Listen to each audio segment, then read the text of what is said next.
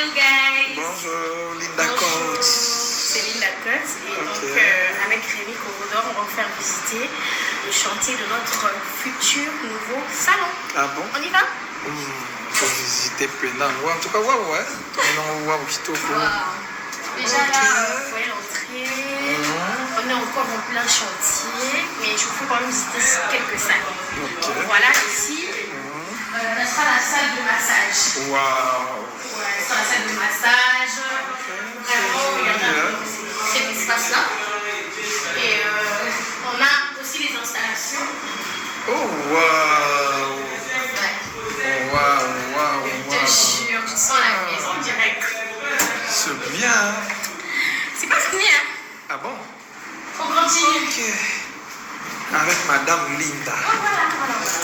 Et là, ce sera la salle de massage. Ok. C'est celle-là, mais elle est un peu en...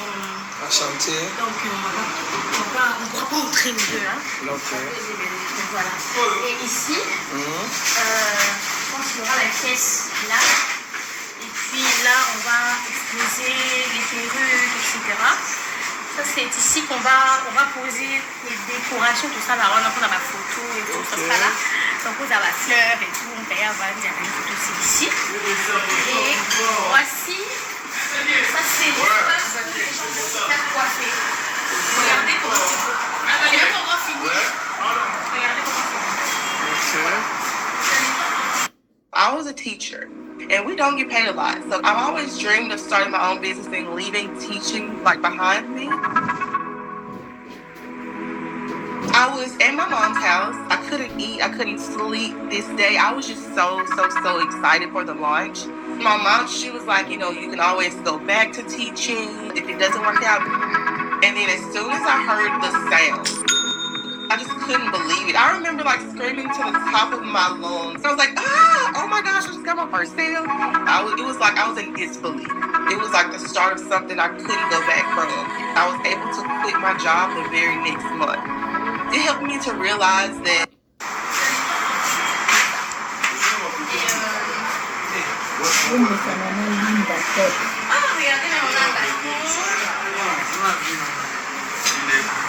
c'est bon, ok. En tout cas, ça va, hein? Oh, ouais, City Market. City Market à moi. mais quand même, il faut baisser mon référence. Pour City Market, c'est super. Comment il y a un face à... En fait, c'est à Nini. Waikiki, c'est à Ngam. Ok. Au City Market. Ok. Aldo et ça, c'est. Ah, ok. C'est tout. C'est facile à retrouver. Troisième niveau? Troisième niveau. Ok, c'est bon. Donc, c'est le nouveau City Market. Batbazo est parti à Kitambo. Sera hier. Facile. À Kiti. Voilà, filmez comment on est dans le fait comme ça. En tout cas, ça va déjà pour... Papa, non, on est aussi là pour moi. On va tester un peu. Il y a un moment où on va faire. Papa, vous venez d'aller dans le monde. En tout cas, madame sera représentée ici.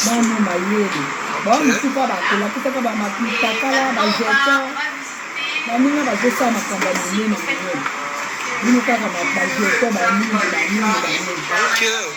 Là-bas, je suis peut-être avant de poser aux perruques. Pas pour faire la relation. Soit la pédicure, manucure, etc. De toute façon, dès que ça sera fini, vous allez voir comment ils vont disposer la salle. Je vous aime beaucoup. Bientôt là. En tout cas, filmez l'installation. Oh wow! En tout cas, super. Ce sera un salon de coiffure qui nous permet que vous soyez à l'aise. Donc, pose dans la partie où tu peux aller dans les installations. Tu es de l'autre côté, tu es dans les installations. Donc, on a vraiment pensé à la femme en fait. Parce que c'est la femme qui est mise en avant.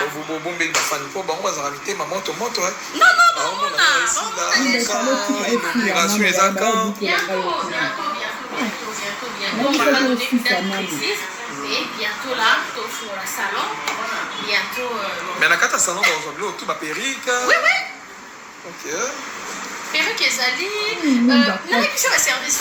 On a service à massage, tout ça, un sauna, tout ça, soin de visage, la manucure, pédicure, tout ça, la coiffure, tout ça, la perruque. Donc, c'est vraiment un salon qui offre un service tout complet. En tout cas, merci beaucoup, Madame Linda. Ouais. C'est bon, ça va payer Kabila. Il y a Mais ça, mais bon, ça va mais ouais, ça va pas promotion. Promotion, ça dit. Mais bon,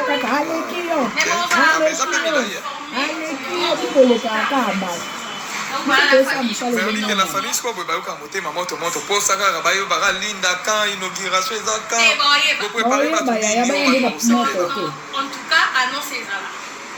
Comme vous constatez, on est en plein travaux en fait. Donc on est vraiment en plein travaux. Et on ne peut pas fixer une date. Mais ce qui est sûr, c'est pas pour longtemps. Linda, qui es-tu? Ok. En tout cas, vous avez mon nez. Surtout pas Arthur. Oh God, maman est oh, regarde comment c'est beau. Moi, non, mais Non, et on peut faire une photo avant de Kender. quand nous avons fait dans le camp. Non, ça l'annonce. Il y a qui chantier. bon, comme de la maladie. Ah, si, la jeune moi. Qui la voit. Non, moi, j'ai une mission. La mission, t'es tout. Na linda kitu na bodi na unabidi na je na je. Et la somme. Ça n'a pas vidéo na téléphone, on m'a pas posté. Na linda makwata na linda bujeda. Kaya. Vous avez tout fait. Les autres, ils vont visiter Linda Coach. Bon appétit. Merci. Comment vous allez, moi? La chantier à Samuel qui est miracle. Toujours. La chantier qui est miracle. En tout cas, bon appétit. Linda makwata. Vous allez aussi solidaire, nous la savons. Là, c'est mini et Zala. Là, c'est mini et Zala. Toyeba. Linda Coach. Parce que tu n'as pas. La kila ba ma be. Vous rebellez, vous gars, vous m'en faut. Photo qui va dessus. Chips. En tout cas, tous la ligne là, ils vont présenter l'ISO. Ça, les salles, on a déjà.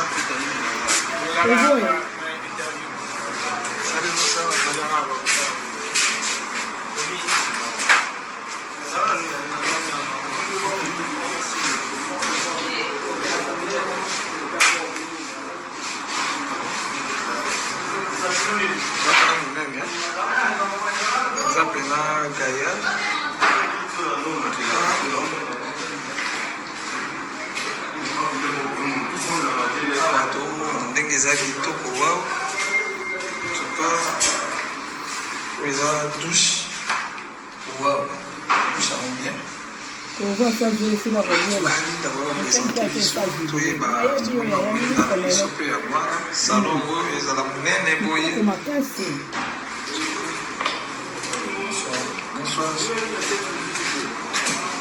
osala mpe ezosalama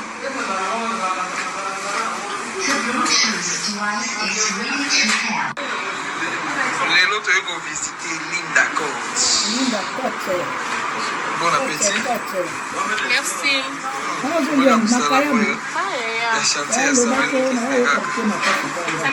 Toujours. La chantier qui est miracle. En tout cas, bon appétit. Vous allez aussi solidaire, nous la savons. Place mini ezala, Toyeba, Linda Coach. Toujours. Vous rebellez, vous gars, vous m'en faut.